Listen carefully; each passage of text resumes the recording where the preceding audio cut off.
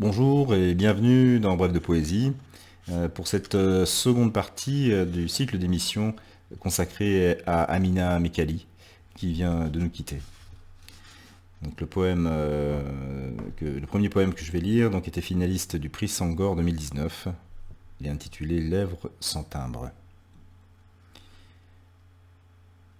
Tu ressembleras à ce matin d'été où le soleil défigure les champs de coquelicots, perdu dans une saison d'outre-temps qui brûle les ailes des vautours mal pensants.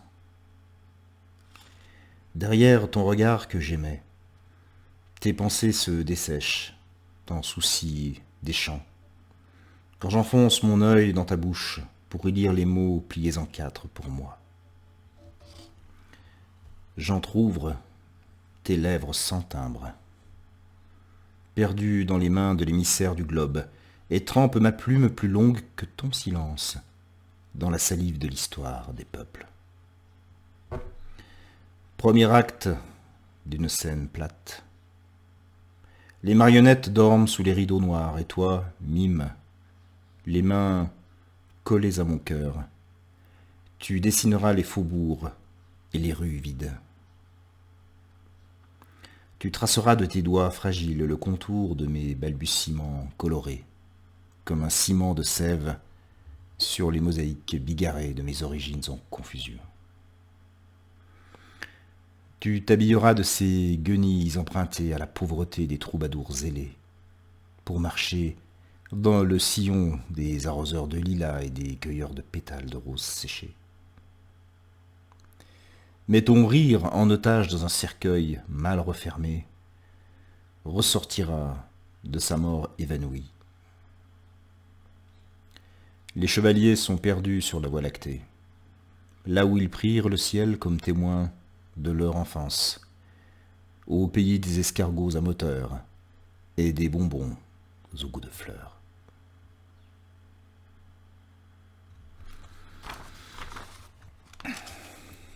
La petite migrante. Il y avait dans ses yeux cet épi de blé arraché aux étoiles un soir de froid. Il y avait dans ses yeux la faim qui dormait dans la poitrine, malade, sous le cœur, en forme de gâteau. Elle marchait sur l'eau, elle aussi, sans prophétie et sans bâton. Elle posait un pied, puis l'autre ainsi, sur l'air, et avançait vers l'autre monde, en face, là où la lumière ne s'éteignait jamais dans une chambre d'enfant. Elle avait enveloppé ses rêves de poupée dans son extrait de naissance, et ses sourires dans sa tristesse bleue, comme le ciel qui lui avait promis le paradis enveloppé dans les coups qu'elle esquivait. Il y avait dans ses yeux tout l'amour en une seule fois, la dernière. Ce jour où un visage inconnu est devenu sien. Elle a appris à écrire par cœur sur le sable un nom, un lieu, un départ. Et depuis, elle a appris à marcher sur l'eau, sans jamais tomber sur la tête, sans jamais trembler comme font les vieux. Elle avance les yeux fermés et les bras tendus vers l'inconnu qu'elle fuyait, vers cette accolade qu'elle a reçue cette année lointaine, comme seule mesure du temps qui s'arrête, comme seule preuve du bonheur qui existe, comme seule vie qui a vécu en une seule fois en elle. Et depuis, elle a appris à marcher sur l'eau, sans jamais plus se mouiller.